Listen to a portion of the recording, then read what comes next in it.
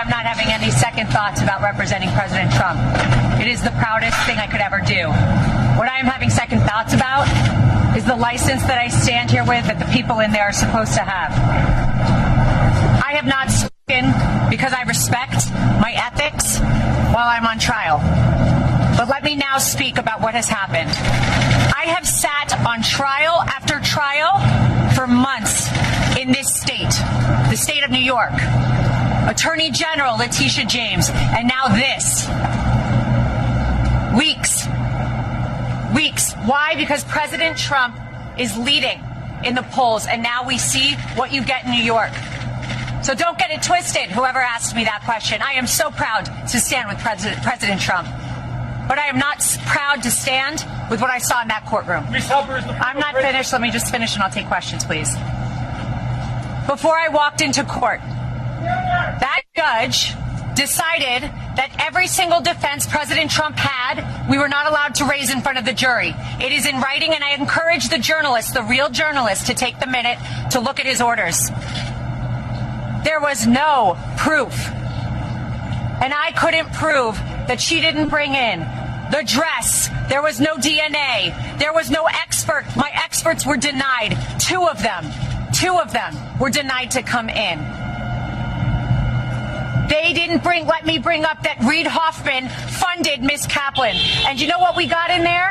That my witness, who was her friend, who said that she is a drug addict and the drug addict is herself. That friend, I found out in there, was paid for by Miss Kaplan's firm, and that is disgusting. That is a violation of everything I stand for, and that is why I stand with Trump. And that is why so many Americans are so proud that he is running again and so excited to run to the ballot box. But don't get it twisted. We are seeing a violation of our justice system. Ladies and gentlemen, you are not allowed to be stripped of every defense that you have.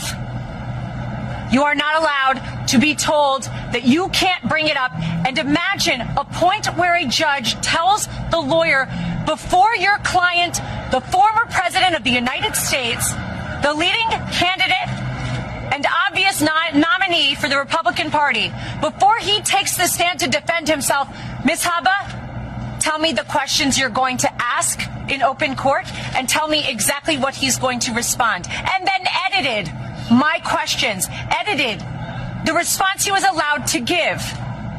And guess what my client did? He took the stand. He abided by the rules of this corrupt system that I have seen. We will immediately appeal. We will set aside that ridiculous jury. And I just want to remind you all of one thing. I will continue with President Trump to fight for everybody's First Amendment right to speak. Everybody's a right to defend themselves when they are wrongfully accused, and to be able to say, I didn't do it. And to double and triple and quadruple down and say, this is wrong. This is wrong. But we are in the state of New York. We are in a New York jury, and that is why we are seeing these witch hunts, these hoaxes, as he calls them. And this is another one of them. Be brought in New York, in states where they know they will get juries like this. It will not deter us. We're fighting, and I assure you, we didn't win today, but we will.